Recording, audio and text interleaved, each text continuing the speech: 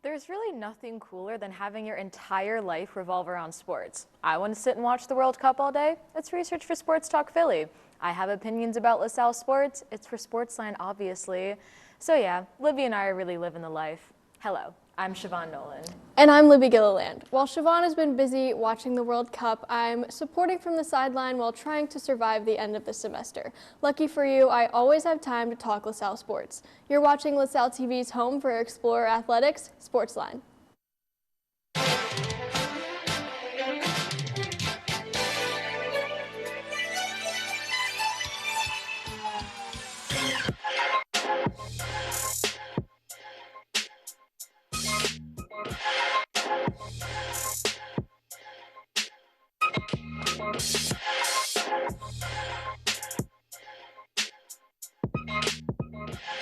Welcome to SportsLine. It's the most wonderful time of the year because we have so many sports to talk about from the past couple of weeks. Catch up on everything with recaps coming up. And later, athletes play the game, but there are so many more people that make game day such a great experience for the fans. We're joined by Carly Zimmerman to talk LaSalle dance. But first, let's take a look at our SportsLine top 3.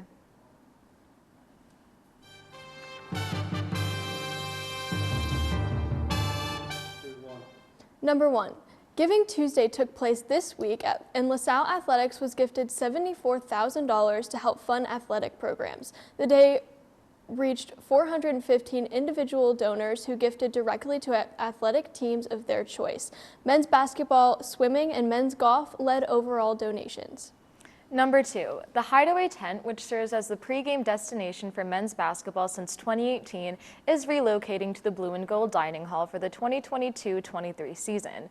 It will open 2 hours prior to the beginning of the game and close right after the game starts. Number 3, George Williamson won NovaCare Student Athlete of the Week this week after helping lead the men's swim and dive team to a win over Villanova. He took first in a 1,000-yard freestyle and 500-yard freestyle.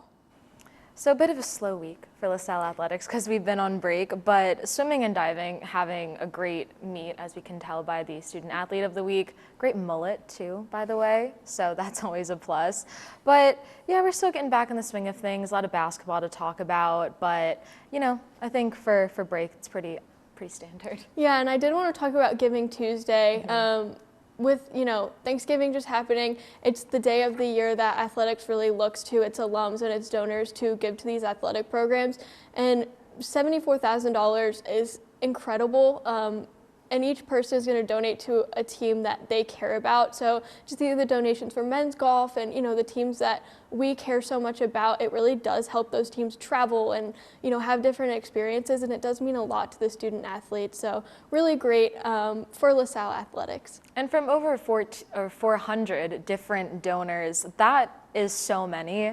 I don't think people realize just how many different people that is. So the fact that that many people care about LaSalle Athletics is just really promising as well. Absolutely. And that's it for the top 3. Now let's see how our teams did in this week's recaps. 4 Explorers headed to Stillwater, Oklahoma for the NCAA Cross Country Championships on Saturday, where they naturally had a pretty strong showing.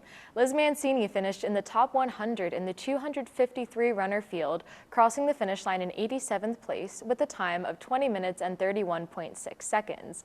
Elle Mancini finished in 186th place, clocking in at 21 minutes and 12.7 seconds.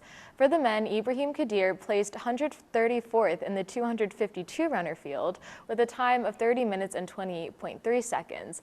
Tayanga Mbambo rounded out the contest with a time of 32 minutes and 4 seconds. The championship concludes the cross-country season for the Explorers, who will now start preparing for their indoor track and field season. After a win over Queens, men's basketball headed to Montego Bay, Jamaica over Thanksgiving break for the Jersey Mike's Jamaica Classic. Round 1 of the tournament brought them a matchup against Wake Forest. The Explorers had a quick start, taking a 10-2 lead thanks to Josh Nickelberry and Hassan Drame, who both hit threes. Their lead would soon be halted as Wake Forest went on a 13-5 run. LaSalle stayed in it, going back and forth with the Demon Deacons, but another run by Wake Forest put the Explorers down 2 going into halftime. The Explorers held the lead for the majority of the beginning of the second half, but they couldn't hold on as Wake Forest outscored them 34-21 for the remainder of the game, and LaSalle fell 75-63. Their next contest was a battle against Georgetown for third place in the tournament. The first half was all Hoyas as Georgetown led 41-21. LaSalle began to chip away at the deficit, going on an 11-4 run early in the second half. Jameer Brickus led the Explorers, scoring 9 of the 11 points. Georgetown was able to extend their lead, but LaSalle quickly responded, outscoring the Hoyas 28-8 and tying the game heading into the last 2 minutes. A quick field goal and LaSalle turnover allowed Georgetown to regain their lead, and the Explorers couldn't get their late-game shot attempts to fall, and unfortunately didn't finish their comeback, losing 69-62. Women's basketball kicked off their run in the Great Alaskan Shootout with a thrilling game against Pepperdine University. The Explorers trailed in the majority of the first half, but shooting efforts from Claire Jacobs and Gabby Crawford were only down by 5, going into halftime 34-29. That disadvantage would increase to 14 points in the third quarter, but a 14-6 run from Claire Jacobs and Kayla Sproul propelled the Explorers to a 67-64 lead. Jacobs and Fiona Connolly made 3 free throws between both of them and increased LaSalle's lead to 71-66. The Waves tied it up at the 12-second mark to send the game into overtime. Pepperdine went up 81-80 in the first 2.5 minutes, but a Jacobs free throw tied things up. With just under 3 seconds to go in overtime, Charity Shears made a heroic jump shot to give LaSalle an 83-81 victory. It was then on to the University of Alaska Anchorage, where both teams traded points, but LaSalle would come out of the first quarter ahead 20-17. Alaska pulled ahead 29-19 during the second quarter, going into halftime with a 19-point lead over the Explorers. In the third quarter, the Seawolves would increase their lead by as many as 26 points in the third quarter, but a 12-point effort from Claire Jacobs cut that deficit to 10. The Explorers came close to claiming the lead, but would eventually lose the contest 88-75. Men's basketball headed back to Tom Gola Arena to take on Binghamton on Saturday. The Explorers took an early 12-9 lead, followed by an 8-3 run led by Josh Nickelberry and Khalil Brantley.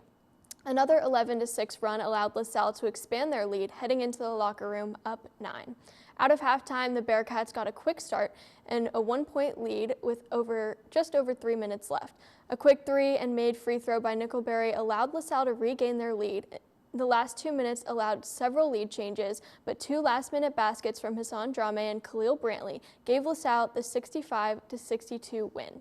Then it was on to the Palestra to take on Temple. Both teams got right to scoring, with LaSalle leading 16-13 with just over 11 minutes remaining in the first half. A 9-2 Explorer run completed by a Khalil Brantley dunk gave LaSalle an 8-point lead going into the half. A quick Brantley bucket out of the half expanded the Explorer lead to 10, but Temple responded with a 13-2 run to take a 1-point lead with 14 minutes remaining. LaSalle managed a 5-point lead with 10 minutes remaining thanks to 3 baskets by Anwar Gill. Unfortunately, the rest of the game was all Owls as they went on a 28-7 run, and Temple took the victory 67-51. Women's basketball was back on the East Coast for their matchup against Lafayette, where both teams remained level on points for most of the first quarter, with the Leopards holding a slight lead over the Explorers, finishing the first frame 15-12. Gabby Crawford put LaSalle ahead 22-21 by sinking 2 free throws, and Claire Jacobs and Kayla Sproul combined to further LaSalle's lead 36-26. The Explorers held their lead in the third quarter, going into the fourth with a 51-40 lead. The final frame allowed the Explorers to pull ahead by 17, finishing with a 71-54 win. They then headed over to Penn, where the home team took a 6-point lead early on in the game. Efforts from Gabby Crawford, Amy Jacobs, and Jay Haynes helped put LaSalle on the board, finishing the first quarter 24-16. The second quarter didn't fare much better for the Explorers, where they went into halftime down 43-22. They were able to cut their 20-point deficit down to 12, thanks to back-to-back threes from Claire Jacobs and a deep ball from Charity Shears. The Quakers put a stop to the comeback attempt, pulling ahead by 19 points going into the final quarter. LaSalle kept fighting to the end, but they couldn't secure the win, losing out 72-59. Swimming and diving had a busy week, beginning with a 3-day meet at the Bucknell Invitational. The women's team finished 5th overall with 984 points. Gabriella Herberter claimed 3rd in the 200-yard backstroke, while the 400-yard freestyle team broke a LaSalle program record and took first place.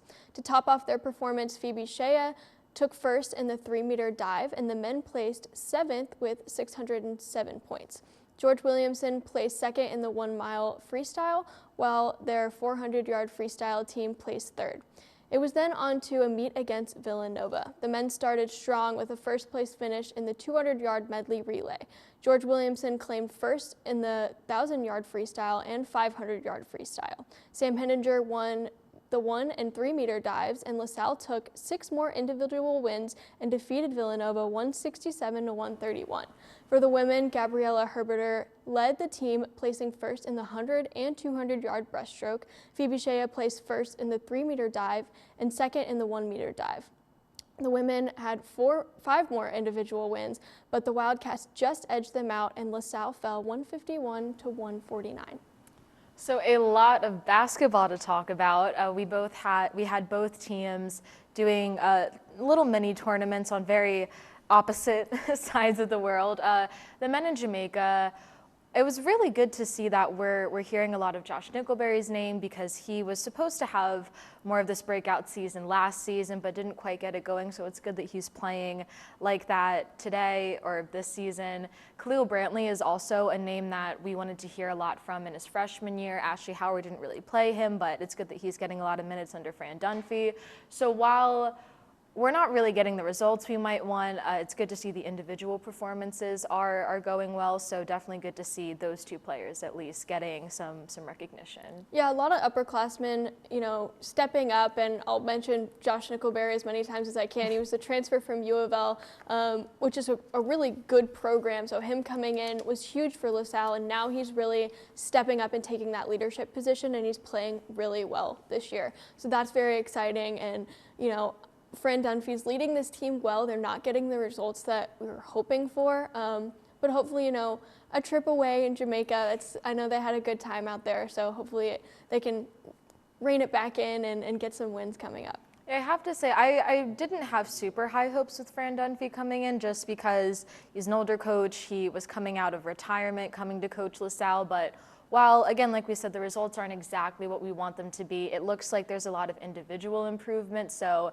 that's a good start from where this team was last season and the last previous season, so definitely good on the men's side. And then with the women, they did pretty well over in Alaska. Don't know how they didn't freeze over there, but a really great comeback, close win against Pepperdine.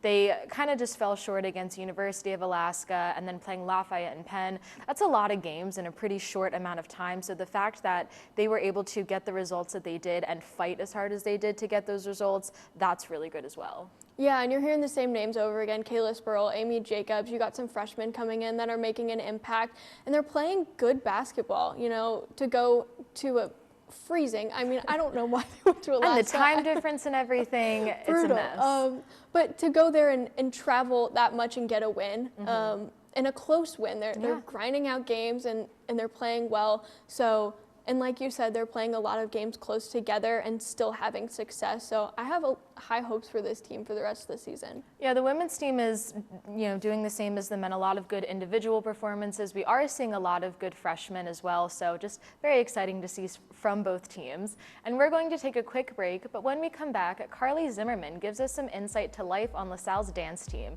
You won't want to miss it, so stay tuned.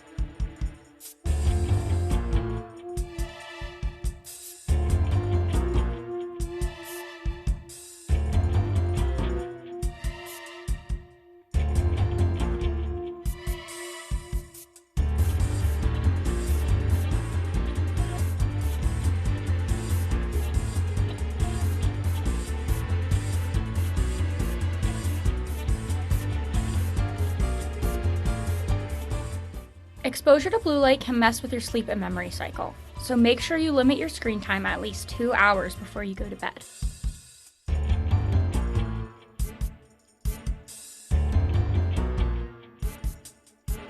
Extinction is forever. To save America's most iconic and imperiled species from extinction, we must fight for their future. Fight to save the natural lands that wildlife call home. Fight to limit pollution. Fight for smart development. Fight for their future. And fight for ours. For so goes nature, so goes us. Those were the days. We'd cruise down drags with our favorite bands. And every night we had standing dates with the same friends.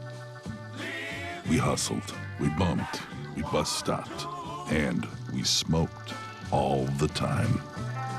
If that was you then, get your lungs screened now. Visit screenyourlungs.org today.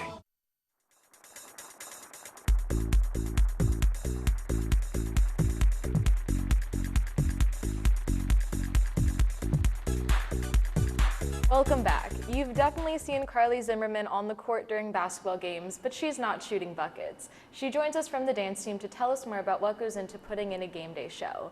So Carly, thank you so much for being here with us today. Thank you for having me. So the dance team is a very integral part of game days. You know, we see you guys doing halftime performances, you're there for media timeouts, intermissions, all of that. So what kind of goes into the preparation to put on things like that? Because it goes on for a short amount of time, but obviously a lot of practice goes into it. Yes, so we practice several times a week, and those practices usually are 2 hours, but sometimes we can go over if we have a lot of choreography to kind of clean and fix and things like that. So it definitely takes a lot of practice time. We also like to do workouts every week to keep ourselves in shape and up to date with all of our choreography.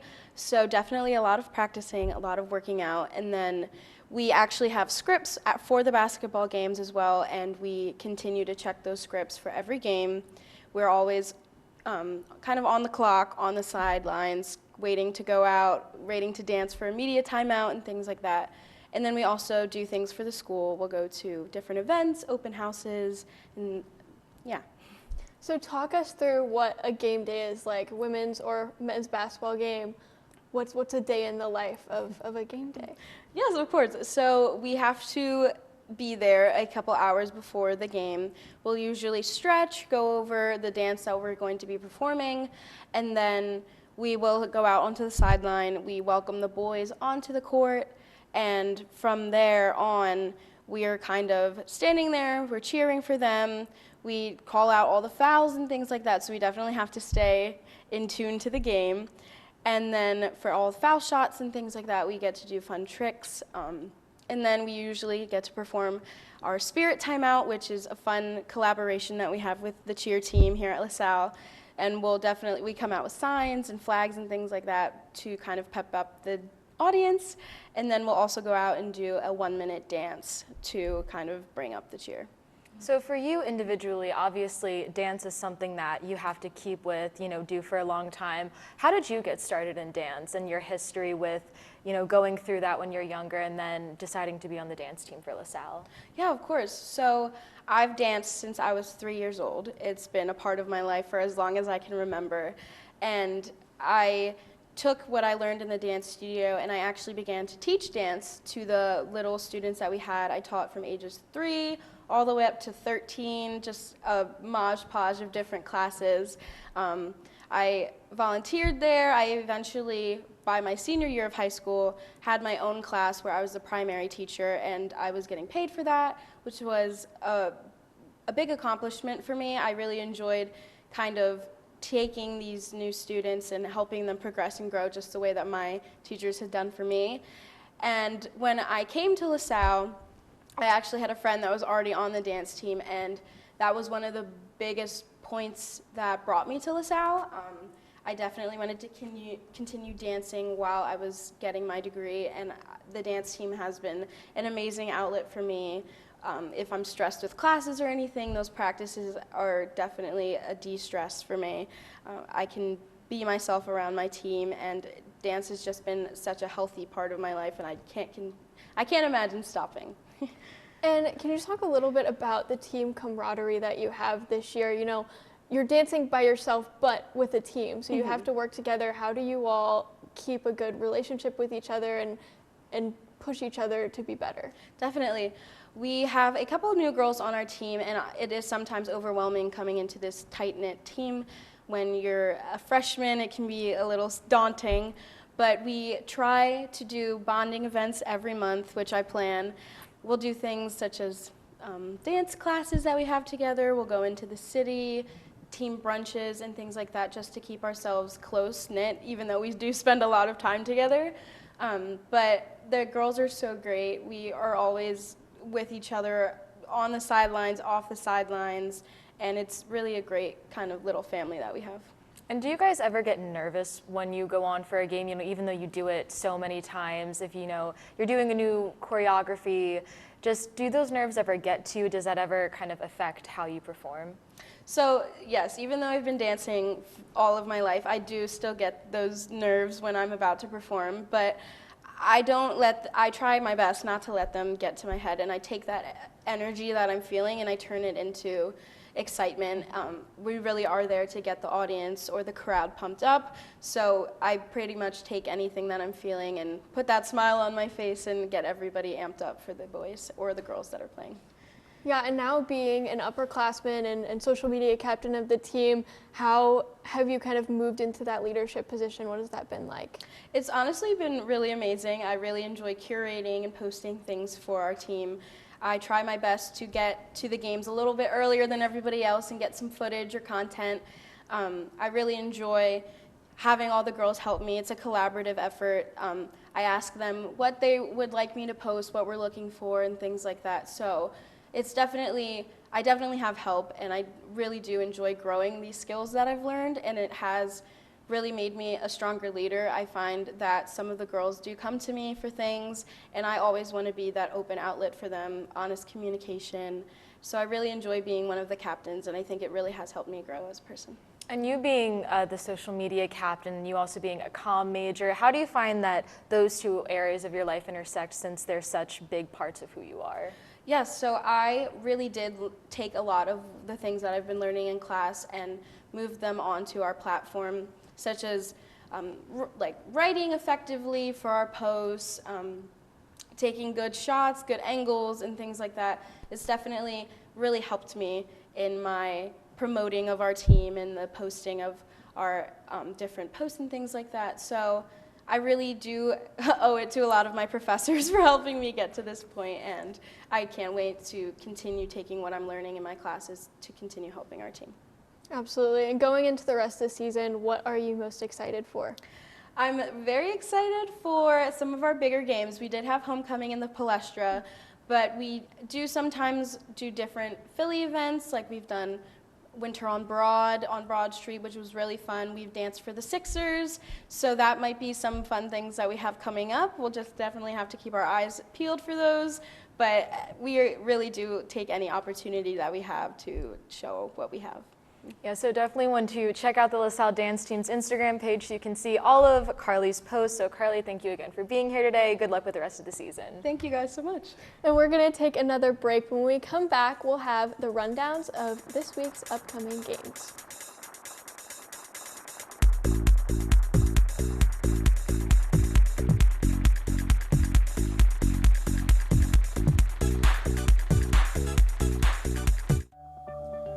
According to statistics, 40 million adults suffer from depression or anxiety. 1 in 4 college students are affected by this as well.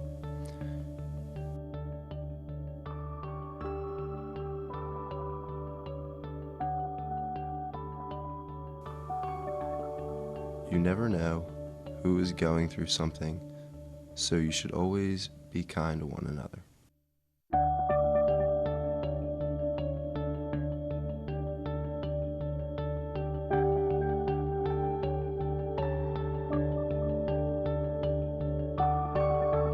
A little kindness can go a long way. It might even save a life.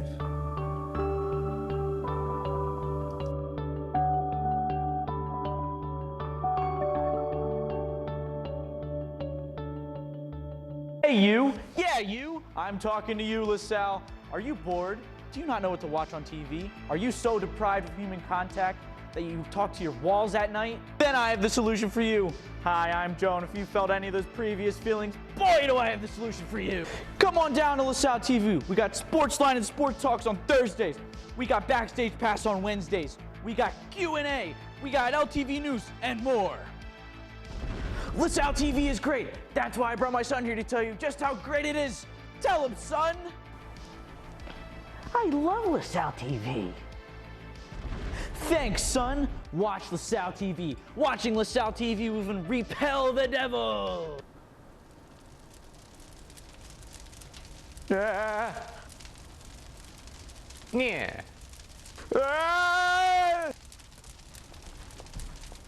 Watch LaSalle TV. Watch it. Watch it. Watch it. Watch it.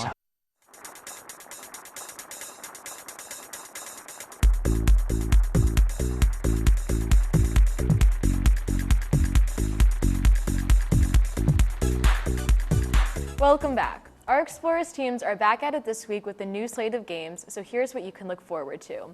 Women's basketball have a full slate of games in the next week, taking on Lehigh on Saturday, December 3rd, Temple on Monday, December 5th, and Monmouth on Wednesday, December 7th. Swimming and diving will then take on NJIT on Sunday, December 4th. Men's basketball will travel to the Palestra on Saturday, December 3rd to face off against Penn. They will be back at Tom Gola Arena on Tuesday, December 6th to take on Bucknell. So very exciting that we have more Palestra games to look forward to. I've personally never been to the Palestra, but I know that that's kind of the cathedral of college basketball, so definitely exciting that we're getting to play so many Big Five games there. Yeah, hoping to have a good performance from both the men's and the women's teams. They have a full slate of games, and they're probably tired at this point. Yeah. I mean, I feel like the season just started, but they've played so many games already and traveling, so a lot of these games are local, which is good, and hoping to get a few wins this week. Yeah, it's definitely super packed, but you know, knowing our teams, they'll be able to get some good results. And that just about wraps it up for us this week. If you can't make it out to see the Explorer Report, be sure to tune in next week for our coverage. Keep up with this weekend's other sporting events by visiting goexplorers.com. Also check us out on Facebook at facebook.com/LaSalleTV and on Instagram at SportsLineLTV. We welcome you to send your thoughts and suggestions there. This week's poll is, who is going to win in the World Cup round of 16 on Saturday, USA or the Netherlands? USA, baby. Yes. Please, God, for my mental sanity. For our entire SportsLine team, I'm Siobhan Nolan. And I'm Libby Gilliland. Thanks for tuning in, and we'll see you at the game.